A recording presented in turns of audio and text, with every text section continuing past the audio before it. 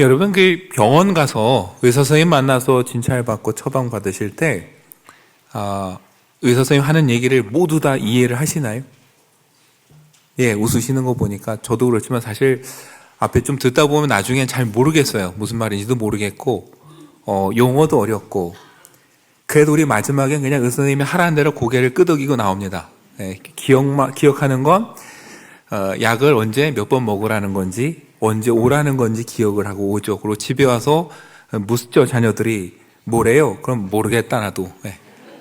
그래서 그냥 약 먹으라니까 먹으면 낫겠지. 언제 오란다 그러고 끝나요.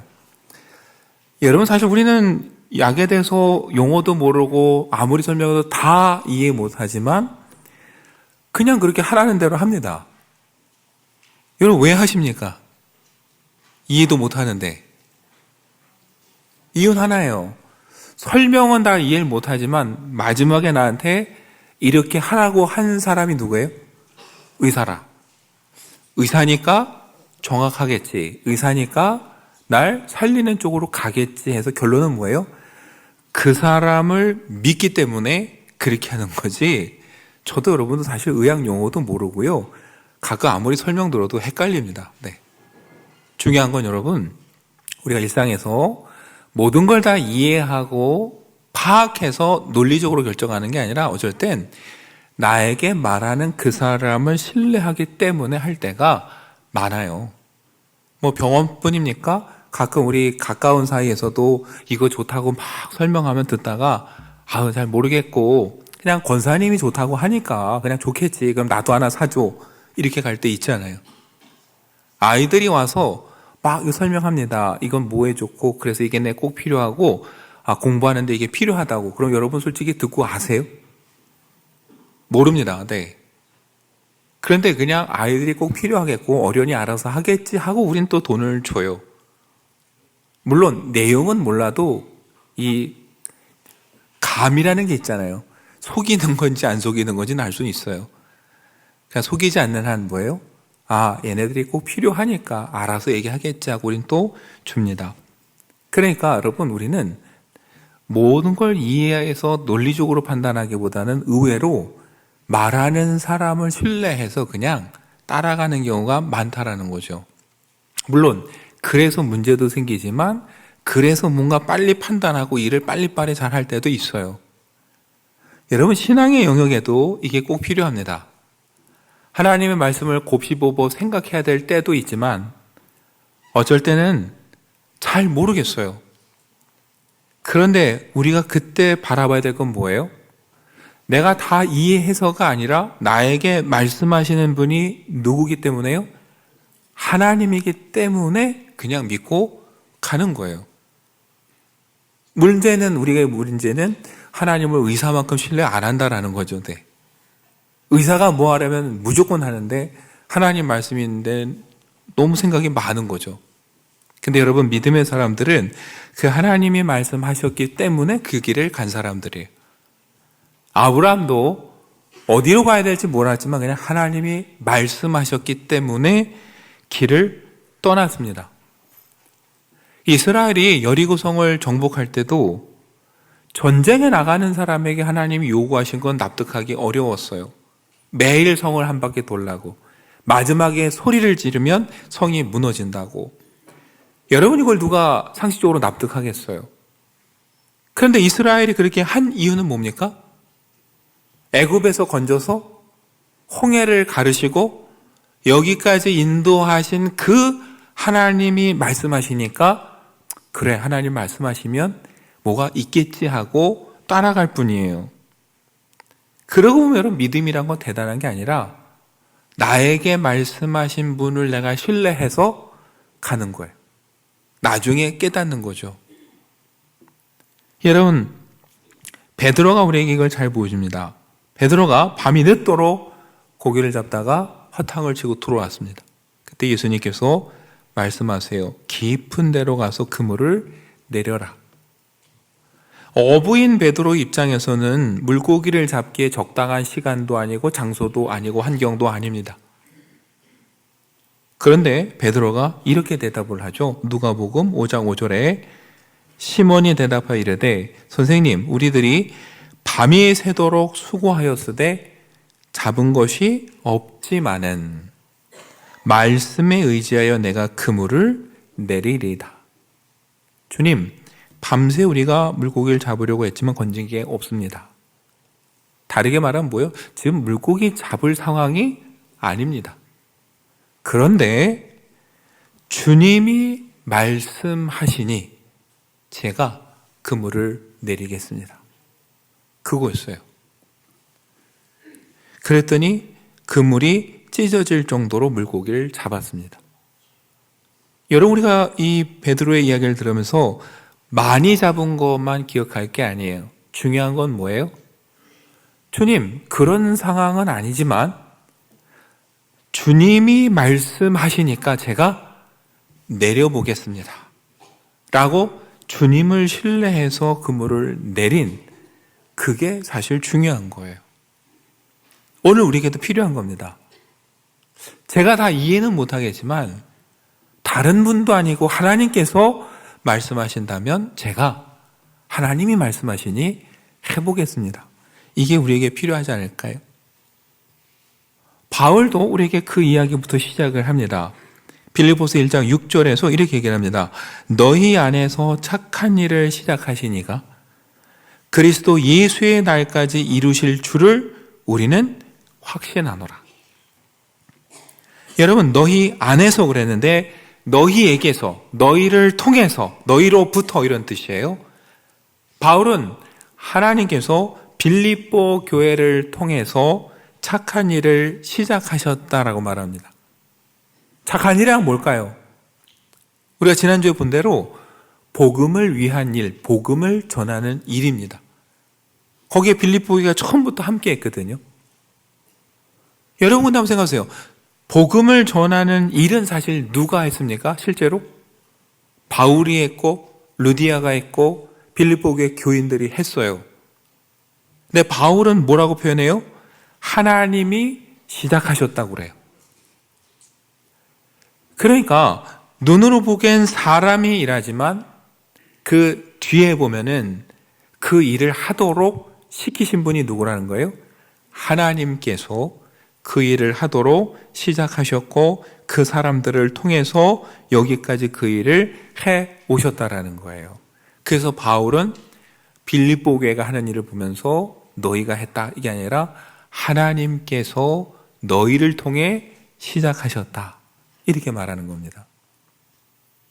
근데 여러분, 하나님께서 시작하셨다라는 이 바울의 고백은 대단히 중요합니다. 왜냐하면 우리의 생각과 삶의 태도를 바꾸는 고백이에요. 여러분 한번 생각해 보세요.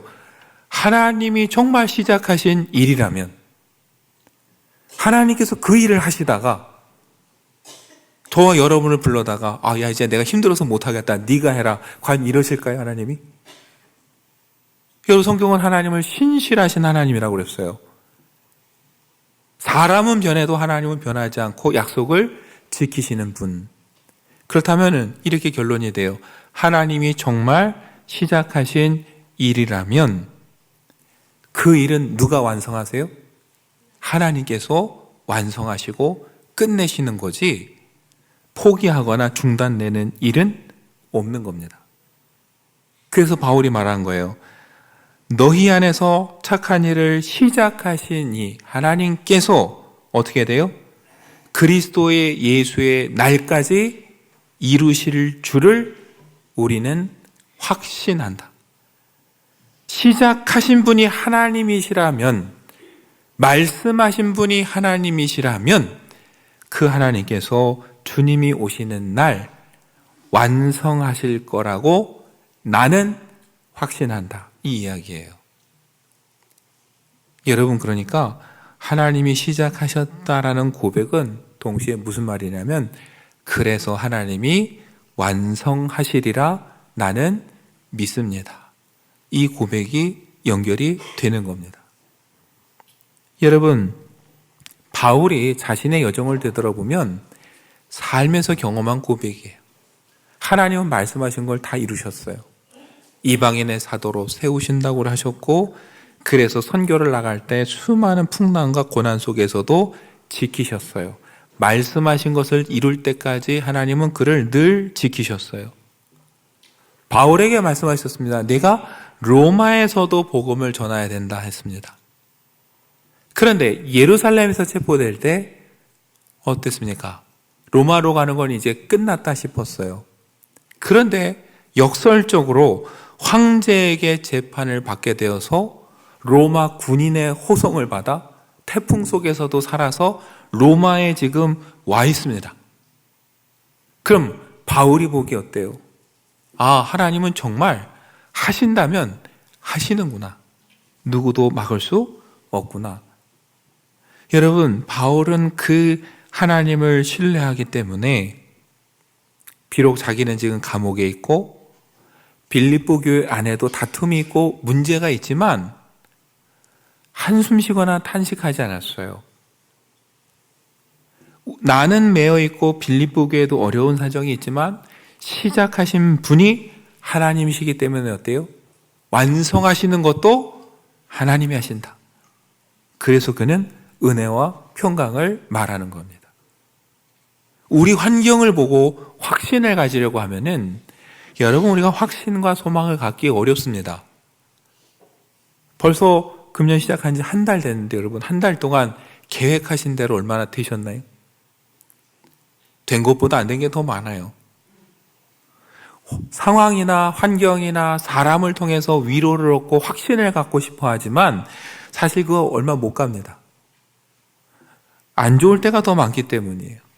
교회도 가정도 예외는 아닙니다. 교회는 은혜의 공동체지만 그렇다고 늘 좋은 일만 있습니까? 갈등도 있고 투닥될 때도 있고 시련도 있고 어려움도 있어요. 가정도 마찬가지죠.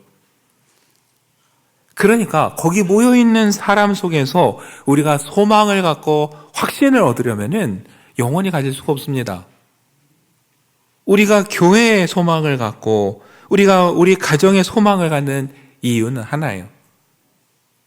그 소망은 누구로부터 옵니까? 저와 여러분이 아니라 우리 교회를 시작하시고 우리 가정을 세우신 하나님으로부터 오는 거예요. 하나님이 시작하셨고 세우셨다면은 그 끝도 누가 책임지세요? 하나님이 책임지신다고 믿을 때 여러분, 연약하고 실수하고 문제 있는 사람들이 모였지만 거기에 소망이 있고 거기에 하나님께서 이루신다는 확신을 갖게 되는 겁니다. 금년 한 해 저와 여러분도 이런 확신을 가지고 걸어가는 한 해가 되면 좋겠습니다. 우리가 처한 상황을 보고 옆에 있는 사람을 보고 거기서 소망을 갖고 확신을 갖기 원하기보다는 사람은 그래 원래 연약해. 환경은 늘 변해. 내가 다 이해하지 못하지만 그러나 하나님이 시작하신 일이라면 하나님께서 이루어 주실 거야. 여러분, 그 믿음이 있다면 어떤 상황에서도 확신을 갖고 걸어갈 수 있습니다. 여러분, 이 말을 다르게 적용하면 이렇게 표현할 수도 있어요. 하나님께서 저와 여러분을 통해 뭔가 일을 하시겠다고 결정하셨다면, 그렇다면 여러분과 제가 그 일을 피해서 도망갈 수 있을까요? 여러분, 도망갈 수 없다는 결론이에요. 그러니까 어떻게 하는 게 현명합니까? 하나님께서 저와 여러분을 통해 뭔가를 하시겠다면은 빨리 순종하시는 게 지혜로운 거예요. 요나 보세요. 싫다고 땅 끝까지 도망가겠다고 그때 스페인 다시스로 배 타고 도망갔지만 결국 어떻게 됩니까? 결국은 니네에 와서 복음을 전했어요. 하나님 하시겠다면 누구도 막을 수가 없는 겁니다. 모세가 말을 할 줄 모른다고 못 가겠다고 했지만 결국은 어떻게 됐습니까? 파라오 앞에 서서 할 일 다 했고 이스라엘 민족이 이끌고 광야를 건너왔어요. 그렇다면 저와 여러분을 통해서 하나님께서 무엇인가 하시겠다고 하고 저와 여러분을 사용하시겠다고 한다면 여러분, 우리도 피할 길이 없어요. 우리가 할 일은 하나입니다. 그 하나님의 부르심에 순종해서 하나님이 이루시겠다고 하는 그 일을 완성하는 그날 그 자리에 저와 여러분이 기쁨으로 서 있는 거예요. 하나님 보시기에 아름다운 모습으로 합당한 모습으로 그 자리에 서 있는 것. 그게 우리가 할 일이고 그렇게 준비하는 게 지혜로운 겁니다. 그래서 여러분 우리는 기도해야 돼요. 주님, 주님의 날, 주님께서 완성하시는 그날 우리가 그 자리에 서게 하시고 주님이 기뻐하시는 모습으로 그 자리에 함께 할 수 있도록 우리를 이끌어 주십시오. 그게 저와 여러분이 해야 될 기도의 제목이에요. 그리고 바울도 빌립보 교회를 위해서 그렇게 기도하는 겁니다. 주님이 완성하시는 그날 빌립보 교회가 주님 앞에 기쁜 모습으로 서 있게 해 주십시오. 여러분 그 기도가 오늘 우리가 읽은 9절부터의 내용이에요. 바울은 9절에서 이렇게 말하죠. 내가 기도하노라. 기도한다라고 말해요. 근데 무엇을 기도합니까? 너희의 사랑을 지식과 모든 총명으로 점점 더 풍성하게 하사. 여러분 한마디로 빌립보 교회 안에 있는 사랑이 더 풍성해지기를 원하는 겁니다. 그런데 무엇으로 풍성하게 합니까? 지식과 총명으로. 그리고 10절에 너희로 지극히 선한 것을 분별하며 또 진실하여 허물 없이 그리스도의 날까지 이르게 되기를 기도합니다.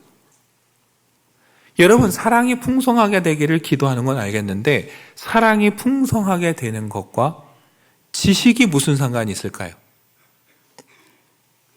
여러분 지식과 총명이 사랑하고 무슨 상관이 있겠습니까? 우리가 생각하기에는 별 상관이 없어 보여요. 더군다나 진실하고 분별하고 허물 없이 되는 것과 사랑이 무슨 상관이 있을까 생각할 수 있어요.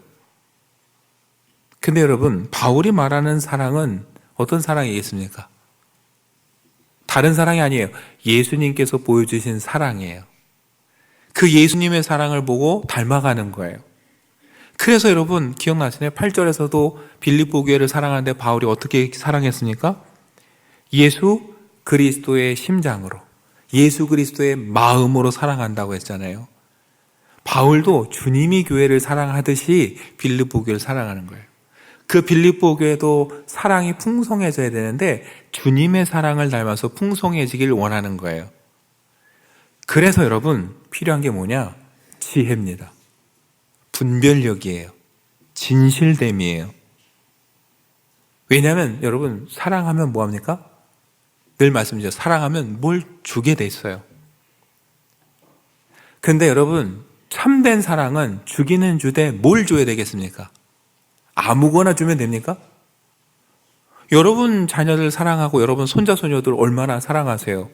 다 주고 싶어요. 아무거나 줍니까? 먹는 것도 건강한 거. 그래서 아침마다 싸우잖아요. 애들은 시리얼 먹겠다고 그러면 그거 몸에 안 좋은 거 왜 먹냐? 밥을 얼마나 열심히 했는데 하면서 계속 투닥대고 싸우는 이유는 뭐예요? 아무거나가 아니라 좋은 것을 주기 위해서. 여러분 그러면 어떤 게 좋은 거고 어떤 게 선한 거지 아는 게 뭐예요? 지혜입니다. 주님이 주시는 지혜를 가지고 어떤 걸 줘야 되고 어떤 걸 주지 말아야 될지 어떤 게 선한 건지 분별할 줄 알아야 돼요. 그래서 여러분 그 분별한 것으로 하나님 선한 것을 줄 때 그 사랑이 어떻게 돼요? 풍성해지고 주님을 닮은 사랑이 되는 거예요. 생명을 살리는 사랑이 되는 거예요. 그런데 우리에게 부족한 게 뭡니까? 그 지혜예요. 그래서 사랑한다고 사랑해서 뭘 한다고 하지만 가끔 상처가 남는 이유가 뭐예요? 지혜가 부족해서 분별하지 못해서 진짜 사랑하는 마음이지만 그 사람에게 필요한 게 아니라 해서는 안 될 걸 주거나 잘못된 것을 줘서 받는 사람도 상처가 되고 그걸 보는 나도 상처가 될 수 있는 거예요. 여러분 그래서 사랑을 더 풍성하게 하는 데는 다른 게 필요한 게 아닙니다. 주님이 주시는 지혜가 필요해요. 그래서 어떤 게 진짜 소중한 건지 분별할 수 있어야 돼요. 그래서 내가 사랑하는 한 영혼에게 지극히 선한 것을 줘야 됩니다. 그리고 어떻게 돼요? 보이기 위해서 자랑하기 위해서 주는 게 아니라 진실한 마음으로 허물 없이 그것을 행해야 돼요. 그걸 보여주신 분이 누구예요? 예수님입니다. 예수님은 하나님 아버지가 주시는 그 말씀을 기준으로 분별하셨어요. 무엇을 해야 될지, 어떤 걸 이 영혼들에게 주어야 될지를 결정하셨어요.